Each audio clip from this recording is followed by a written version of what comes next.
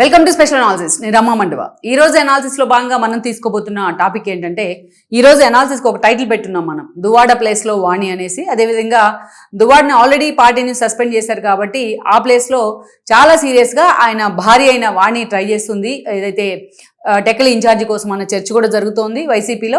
అదే స్థాయిలో వాణి కూడా జగన్మోహన్ రెడ్డితోని భేటీ కూడా అయ్యారనే వార్తలు కూడా కొన్ని బయటకు వస్తూ ఉన్నాయి. ఏదైతే దువ్వాడ సస్పెన్షన్ రూపంలో వచ్చిన అవకాశాన్ని తనకు అనుకూలంగా వినియోగించుకోవాలన్న ఆలోచనలో వాణి ఉన్నారు. సో ఈ క్రమంలోనే ఈ రోజున దువ్వాడ ప్లేస్లో వాణిని తీసుకోవాలని కూడా పార్టీ అధిష్టానం ఆలోచన చేస్తుంది. ఎందుకంటే ఆ స్థాయిలో ఒక కొత్త ఇన్ఛార్జిని తీసుకొచ్చి అక్కడ ఇంప్లాంట్ చేసే బదులు దువ్వాడ వాణిని తీసుకొచ్చినట్లయితే ఆమె ఆల్రెడీ పార్టీతోనే అసోసియేషన్లో ఉన్నారు కాబట్టి, గతంలో ఆల్రెడీ ఆవిడకి ఒకసారి ఇన్ఛార్జిగా ప్రకటించి మళ్ళీ తీసి పక్కన పెట్టారు కాబట్టి, ఈసారి దువ్వాడ వాణి రూపంలో ఆ పార్టీకి ఎడ్జ్ వస్తుందని కూడా ఆ పార్టీ అధినేత కానీ స్థానిక నేతలు కానీ భావిస్తూ వస్తున్నారు. మనం చూసుకున్నట్లయితే దువ్వాడ శ్రీనివాస్ పార్టీలో ఒక సీనియర్ నేత. అంతకుముందు కాంగ్రెస్లో కూడా ఆయన యువనేతగా, యువజన కాంగ్రెస్ అధ్యక్షుడిగా కూడా పనిచేశారు. పలు కీలక పదవుల్లో కూడా దువ్వాడ శ్రీనివాస్ పనిచేశారు. ఎప్పుడైతే జగన్మోహన్ రెడ్డి తన తండ్రి మరణం తర్వాత పార్టీ పెట్టారో ఆ పార్టీ నుంచి ఆయన పొలిటికల్ ఎంట్రీ ఇచ్చే ప్రయత్నం అయితే చేస్తున్నారు. సో పొలిటికల్ ఎంట్రీ ఇచ్చారు కానీ బట్ ఎమ్మెల్యేగా అనేక సార్లు తన అదృష్టాన్ని పరీక్షించుకునే క్రమంలో ఎన్నోసార్లు ఫెయిల్ అవుతూ వచ్చారు ఆయన. 2014లో ఫస్ట్ టైం ఆ రోజు వైఎస్ఆర్సీపీ జనరల్ ఎలక్షన్స్ని ఫేస్ చేసింది. బట్ ఆ 14 ఎన్నికల్లో దువ్వాడ శ్రీనివాస్ టెక్కల్ నుంచి పోటీ చేశారు. ముందే ఇన్ఛార్జిగా ప్రకటించినప్పటికీ టెక్కల్ నుంచి పోటీ చేసి అచ్చెన్నాయుడు చేతిలోని ఓడిపోవడం జరిగింది. ఆ తర్వాత మనం చూసినట్లయితే పార్టీలో అంతే, ఇక ప్రతిపక్షంలో ఉన్న కూడా పార్టీ ఎప్పుడూ ఏదో ఒక వివాదంతో ఆయన వార్తల్లో ఉండేవాళ్ళు, ఏదో ఒక కాంట్రవర్సీతోని ఆయన వివాదంలో ఉండడానికి ట్రై చేసేవాళ్ళు. అలాంటి దువ్వాడ శ్రీనివాస్కు మరోసారి జగన్మోహన్ రెడ్డి 2019 ఎన్నికల సమయంలో ఏకంగా రామ్మోహన్ నాయుడు మీద పోటీ చేసే అవకాశమే ఇచ్చున్నారు. శ్రీకాకుళం ఎంపీగా అప్పటికే రామ్మోహన్ నాయుడు ఆల్రెడీ ఎస్టాబ్లిష్ అయి ఉన్నారు. సో ఆ క్రమంలోనే దువ్వాడ శ్రీనివాస్కి రామ్మోహన్ నాయుడు మీద పోటీ చేసే అవకాశం ఇచ్చారు. అంటే వైఎస్ఆర్సీపీ ఎంపీ ఇన్ఛార్జిగా శ్రీకాకుళంకి దువ్వాడ శ్రీనివాస్ని నియమించడం జరిగింది. అయితే ఆ సమయంలో కూడా దువ్వాడ శ్రీనివాస్ రామ్మోహన్ నాయుడు చేతిలోని ఓడిపోవడం జరిగింది. దెన్ ఓడిపోయిన తర్వాత మనం చూసినట్లయితే అనేక కాంట్రవర్సీలు చుట్టుముట్టాయని. పార్టీ అధికారంలో ఉంది. 2021లో జగన్మోహన్ రెడ్డి ఆయనకు ఎమ్మెల్సీ సీటు కూడా ఇచ్చారు. సో ఎమ్మెల్సీగా కొనసాగుతూ వస్తూ ఉన్నారు. అయినప్పటికీ కూడా మొన్నటి ఎన్నికల్లో మరోసారి టికెట్ కోసం ఆయన పోటీ పడ్డారు.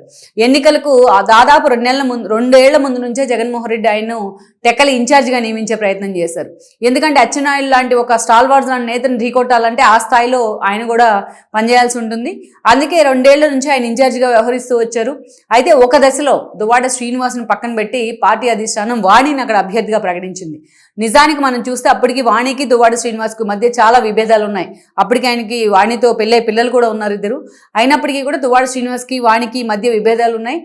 సో ఆ విభేదాలు పార్టీ అధిష్టానం కూడా కన్సిడర్ కింద తీసుకున్న పరిస్థితి ఉంది. ఆ రోజున వాణిని నియమించినప్పటికీ కూడా లాస్ట్ మినిట్లో మాత్రం పార్టీ అధిష్టానానికి ఏ కంప్లైంట్ వచ్చిందో ఏం జరిగిందో కానీ లాస్ట్ మినిట్లో మాత్రం వాణిని తీసి మళ్ళీ పక్కన పెట్టే ప్రయత్నం చేశారు.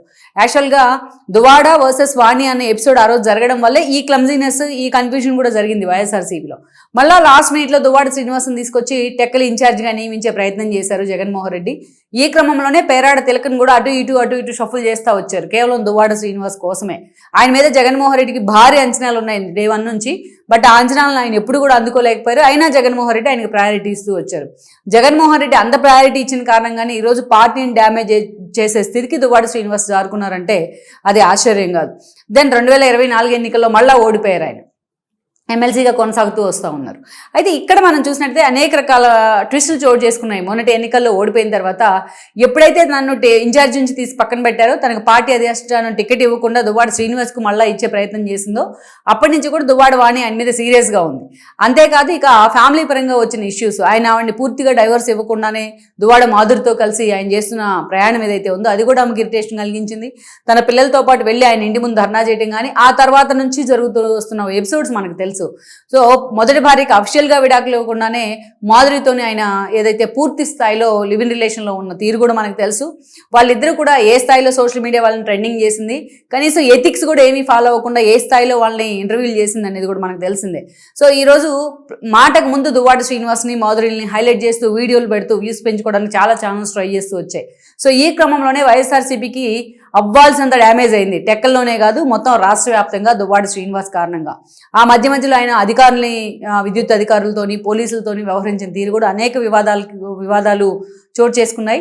ఈ క్రమంలోనే దువ్వాడ శ్రీనివాస్ లాంటి ఒక వ్యక్తి పార్టీలో ఉంటే పార్టీకి డ్యామేజ్ ఆల్రెడీ అయింది, ఇంకా కావడం ఖాయమని అనుకున్నారు జగన్మోహన్ రెడ్డి. ఆయన తీసి పక్కన పెడతాం జరిగింది. అసలు పూర్తిగా పార్టీ నుంచి సస్పెండ్ చేశారు. నేను సస్పెండ్ చేసిన పూర్తిగా దువ్వాడ శ్రీనివాస్ మాత్రం బయట ఎక్కడ జగన్మోహన్ రెడ్డి మీద విమర్శలు చేయకుండా చాలా జాగ్రత్త పడుతూ మళ్ళా పార్టీ గుడ్ లుక్స్లోకి వచ్చేందుకైతే చాలా ప్రయత్నం చేస్తూ ఉన్నారు. అయితే ఇదే సమయంలో వాణి కూడా యాక్టివ్ అయ్యారు. ఇప్పటికే జగన్మోహన్ రెడ్డితోని స్థానిక వైఎస్ఆర్సీపీ నేతలతోని ఆమె భేటీ అయినట్టు కూడా వార్తలు వస్తున్నాయి. తన్ను టెక్కలి ఇన్ఛార్జిగా ప్రకటించాలని కూడా ఆమె ఒక రిప్రజెంటేషన్ జగన్మోహన్ రెడ్డికి ఇచ్చినట్టుగా కూడా మనకు సమాచారం ఉంది. మొత్తానికి తన భర్తను పార్టీ నుంచి సస్పెండ్ చేశారు కాబట్టి తాను వైఎస్ఆర్సీపీలో హైలైట్ కావాలని కూడా వాణి భావిస్తూ ఉన్నారు. ఆమె కూడా మంచి వాయిస్ ఉన్న నేత అయితే వాణికి పేరుంది. సో ఈ క్రమంలోనే అక్కడ ప్రత్యామ్నాయం కోసం జగన్మోహన్ రెడ్డి ఆలోచన చేస్తున్నారు. ఇలాంటి సమయంలో వాణి లాంటి వ్యక్తిని తీసుకుంటే మళ్ళీ ఇటు తిరిగి అది కాంట్రవర్సీ అవుతుందా అన్న ఆలోచన కూడా వైఎస్ఆర్సీపీలో ఉంది. కానీ వాణి మాత్రం ఈ అంశం కోసం చాలా సీరియస్గా తాను పొలిటికల్ టర్న్ తీసుకోవాలని భావిస్తూ ఉన్నారు. మరి వాణి విషయంలో జగన్మోహన్ రెడ్డి ఎలాంటి ఆలోచన చేస్తారన్నది మనం చూడాల్సి ఉంది. ఈ వీడియో మీకు నచ్చినట్లయితే please share, like and subscribe.